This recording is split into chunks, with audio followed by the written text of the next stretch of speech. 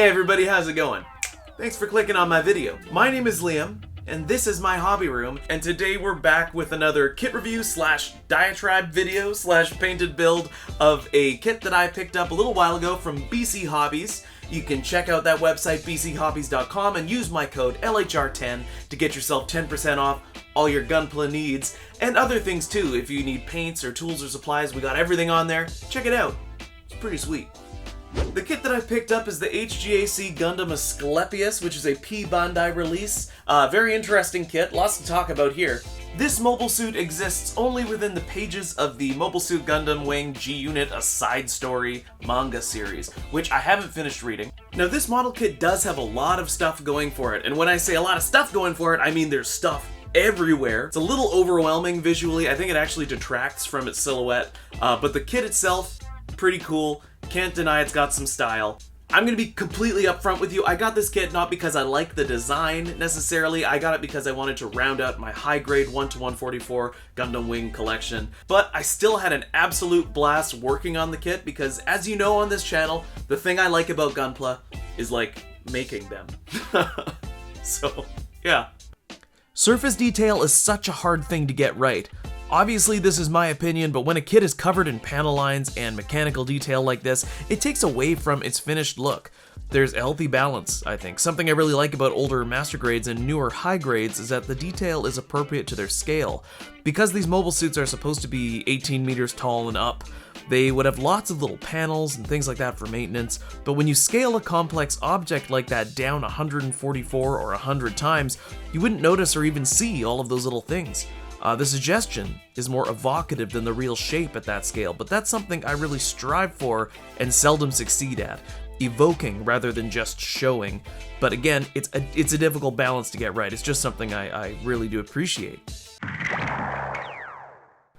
So the Gundam Aesculapius is pretty cool. It does transform into this like a crab-like mode, which is, you know, a callback to the HGAC from Universal Century. So if you like that kind of thing, then ooh, isn't that nice? That's nice, that's what you get. I like the idea of it, probably more than the actual finished product.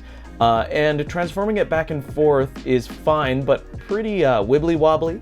Things don't really stay where they're supposed to when you nudge them, and like, I don't know, it is what it is, but I just think it could have been done a little bit better. The added accessory thing on the back here with these two little beam rifles is interesting. You just unplug it with a little peg there, and it plugs up right here behind the thrusters, and then you can kind of parts form this back into its Gundam mode.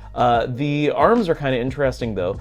The way this little thing here is made with some wires, and it just slides into place here and will lock there. I imagine once this is painted, I won't be touching this again. So yeah, this is kind of what I mean. There's a lot of this going on. So it looks good from afar. I mean, it's kind of already, it looks like it's just wearing another mobile suit on its back, which, you know, maybe for some people, it's not really for me.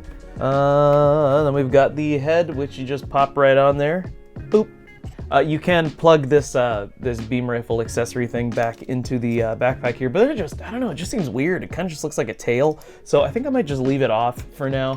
But yeah, the kit itself, it's fine. It's a fine kit. I sound like I'm needlessly bad-mouthing it. It's very well articulated. It does all the same things that the P Bandai HGAC GEMINASS did. So check out my video up in the top here to take a look at that, because it's essentially the exact same thing, just with more fiddly bits on top that all wiggle a bit. There are a few things that I'm going to change up a bit or modify as I do my painted build. One of them is going to be sharpening these claws.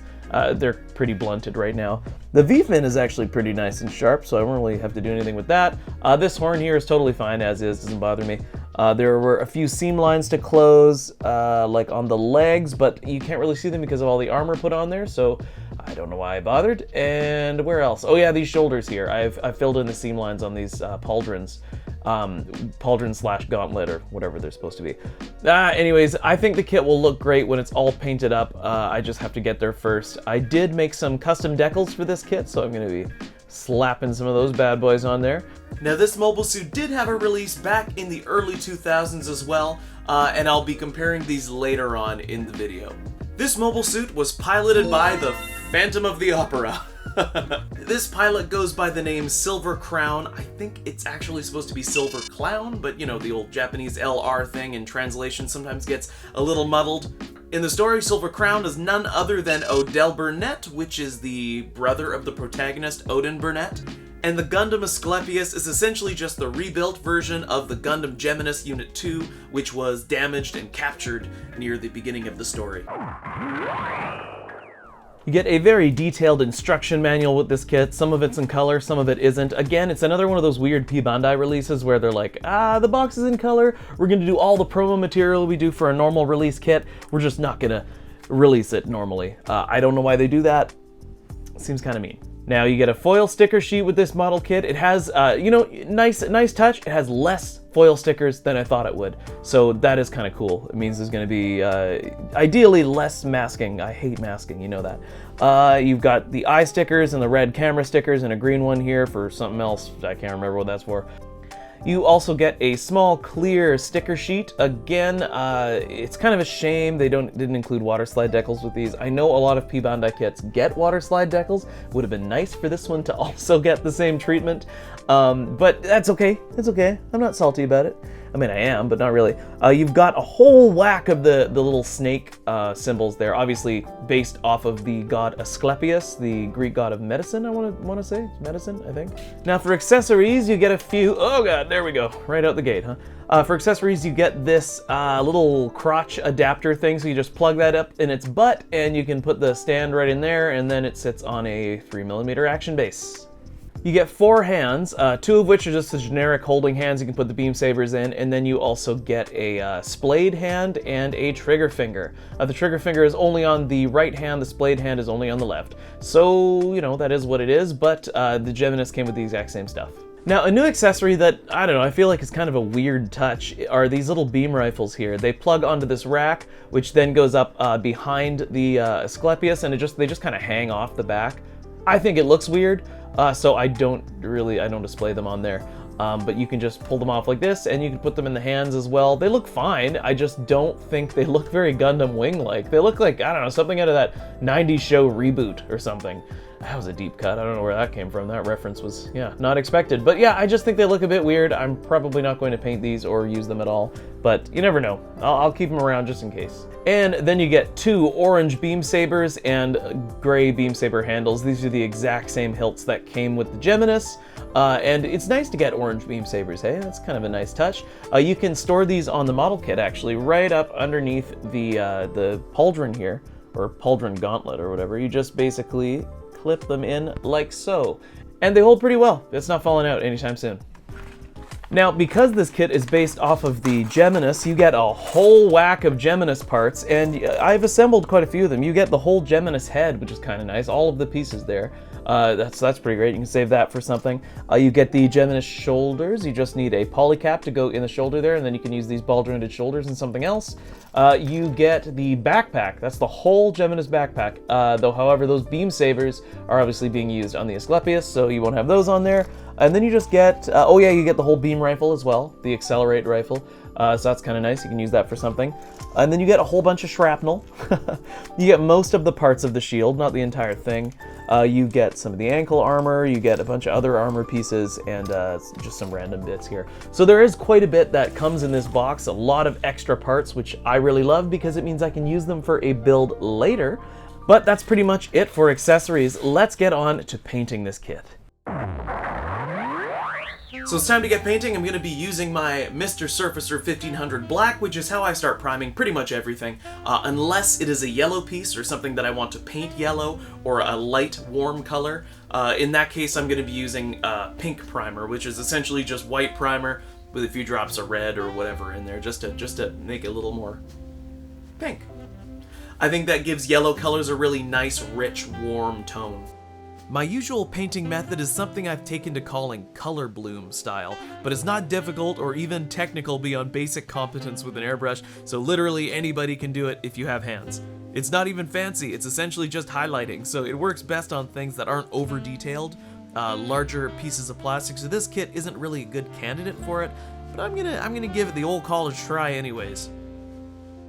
The more bright and saturated colors are painted at the very centers of these pieces, and even then it's only in very small, controlled amounts. I really like doing this. I think it helps make the kit look a lot more dynamic and eye-catching from far away. Now it's time to clear coat the kit, so I'm spraying down Mr. Color's Super Gloss 3, which is a fantastic gloss coat.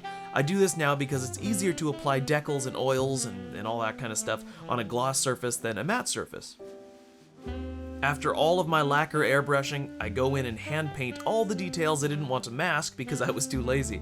I use Vallejo model color for this for the most part. It's a beautifully pigmented water-soluble paint. Now once it's dry, it's time to matte coat it with my favorite top coat. I want to make sure that it's just perfectly thinned and I'm evenly coating everything, sealing all my work in and unifying the finish. Then I'll apply a couple of foil stickers on the cameras and we're done.